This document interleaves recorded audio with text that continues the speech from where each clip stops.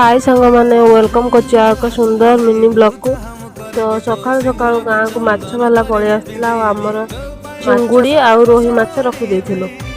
माँ ताको सफा कर भलसे परिष्कार करके धोई धाई आणिकी लुण आ हलदी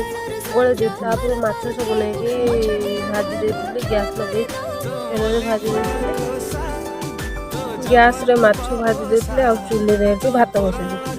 कहीं आमर पखाल अल्प थिला तो पखाल अल्प जेहेतु थिला से शीघ्र शीघ्र गरम भात भी बसई देते कहीं माछ तो खाइबारे क्या असुविधा न भात बसई दे सारापर ये आ पुओ मैंने खाई पखाल बाढ़ी देती पखाल आ चुंगुड़ी माछ रसुण कंचा लंका देकी भरसे चकड़ चकड़ी पखाल सहित बाप पुओ खाई देथिले से खाइते दे सारापर मु लगी पड़ी मो रोषे केते बाट गला देखिया माछ तकारी आलू टमाटो सोरिष बेसर देके माछ को रांधि देती मो रोषे सरी जाता आम समस्ते मिसिकी खाइलु। तो मो वीडियो जदि आपण मानकु भल लागुथाय ताले चैनल को सब्सक्राइब करिवे। रहिली जय जगन्नाथ।